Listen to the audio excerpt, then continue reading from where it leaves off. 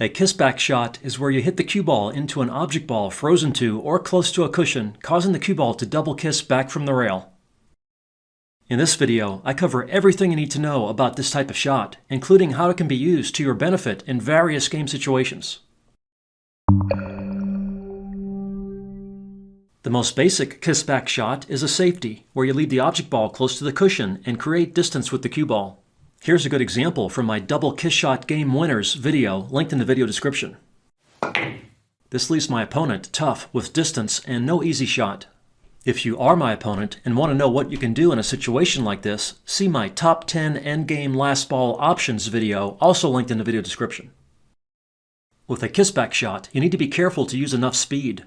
For example, this shot with the object ball frozen to the cushion is a foul since nothing is driven to a cushion after object ball contact. With a kissback shot, bottom spin helps the cue ball come back with less effort. If you use topspin instead, the cue ball will stall. Stun also results in less kissback speed.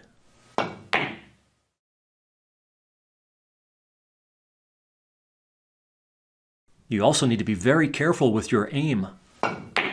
If you are off even a little, you can sell out a shot to your opponent. I had good speed on that to create distance, but I did leave a cut for my opponent. It isn't easy, but you don't want to give your opponent a chance to win like this.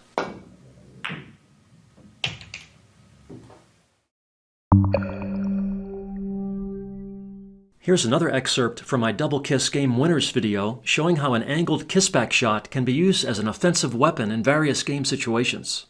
Here's a 9-ball safety example. This type of shot requires much less speed than you might think.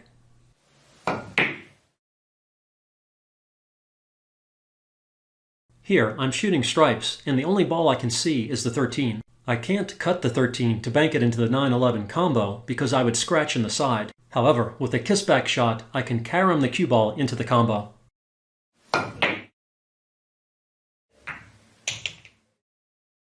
There is a useful system to aim shots like this called the 3 times the angle kissback rule. It states that if you are shooting straight into the rail at a frozen ball, the total carom angle will be 3 times the cut angle. You can use your cue and finger to help visualize 1/3 of the desired carom angle to find the required line of aim.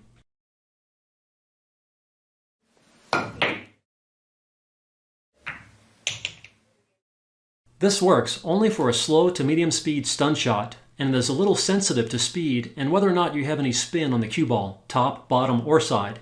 And it also depends on cushion conditions a little, but at least it gets you in the ballpark. Here's a nearly straight back kissback carom that is fairly easy to execute. Although, I need to use left spin to throw the 11 toward the pocket, so I will have a follow-on shot.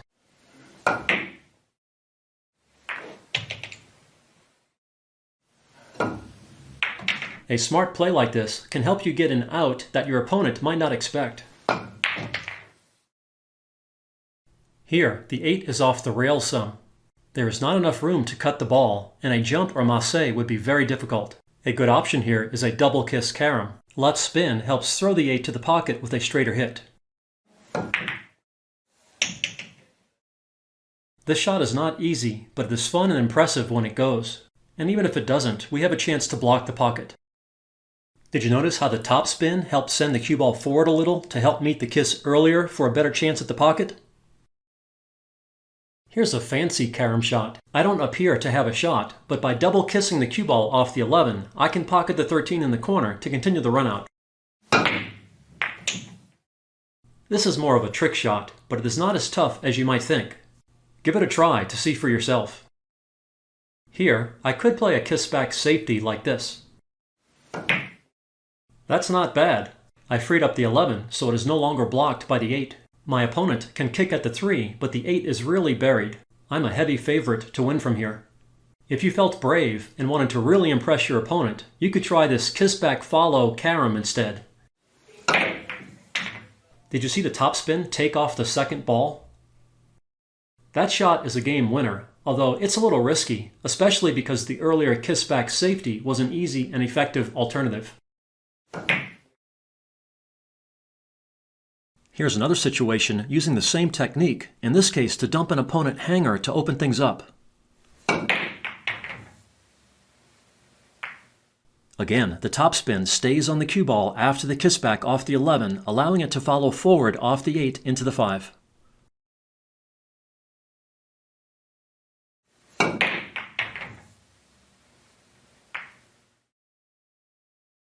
My opponent can dump the 9 in the side and leave me safe, but at least I am still in the game, and I have a chance to kick the 11 and run out. The systems I am using are covered in detail at the links in the video description. This table plays a little long, and I didn't make the necessary adjustment, but this shot could easily be made, giving an easy shot at the 8 for the win.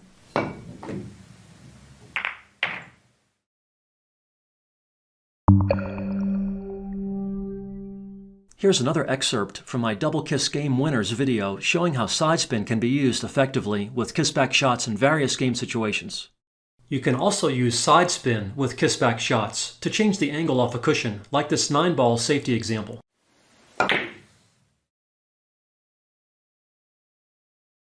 Did you see the left side spin change the rebound angle? Because I froze the cue ball to the 9, that was a very effective safety, where I am now a heavy favorite to win this game of 9-ball.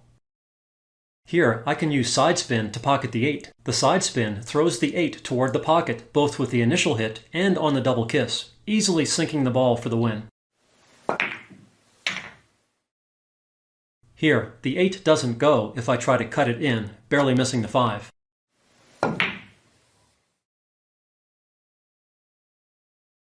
But with left spin, I can throw it in with the double kiss. Here's a really fun example I learned from Tin Man on AZ Billiards. This shot might look ridiculously hard, but it really isn't that difficult. During filming, I made it on the first try.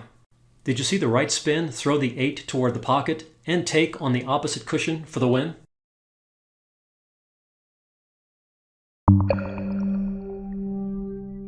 For a shot to be legal, something must be driven to a cushion after object ball contact. Because the object ball is frozen to the cushion, hitting the object ball into the first cushion doesn't count.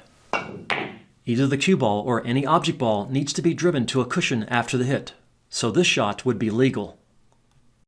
But as we saw before, this shot is a foul since the cue ball does not reach the head cushion.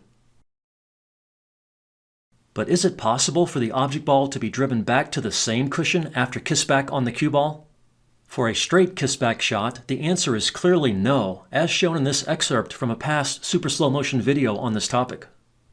Regardless of the speed and spin, the cue ball comes close to a complete stop at contact with the object ball. Then the object ball compresses the cushion. Here there is clearly no secondary contact between the object ball and cushion after rebound. At faster speeds, you get more cushion compression, but still no secondary contact. With a small gap between the object ball and cushion, you might think that the backspin on the cue ball could transfer topspin to the object ball after rebound to send it back to the cushion, but the object ball comes off the cushion with the opposite spin, so it doesn't work.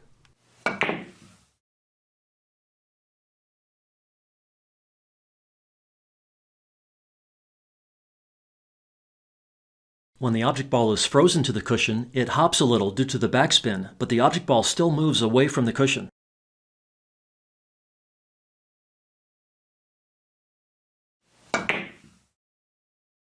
With topspin, the object ball leaves the cushion even faster due to backspin transferred to the object ball on the second hit.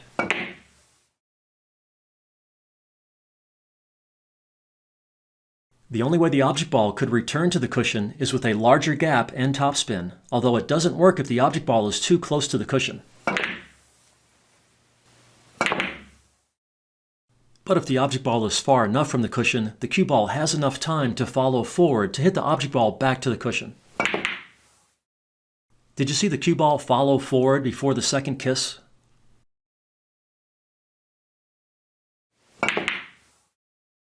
But what about angled shots like this? Is it possible for the cue ball to hit the object ball a second time after the object ball rebounds off the cushion, sending the object ball back to the cushion for a legal hit? As we will see, this does not occur. This shot is a foul because the 11 does not return to the cushion and the cue ball does not get to a cushion either. But even if the shot were good, my opponent could try to tie up the 5 and 8, creating an interesting game situation.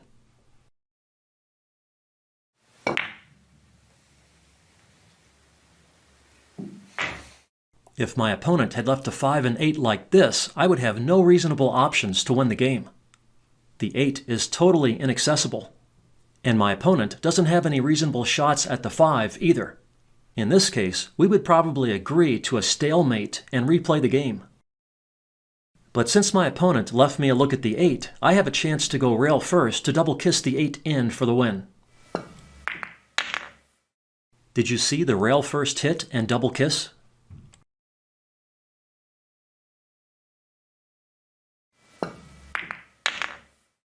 I tried many shots at different approach angles and amounts of cut to try to double kiss the object ball back to the cushion, but it doesn't seem to be possible.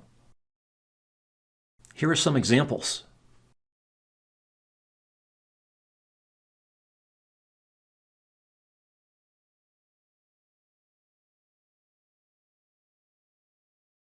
The object ball still moves away from the cushion even with a double kiss from the cue ball.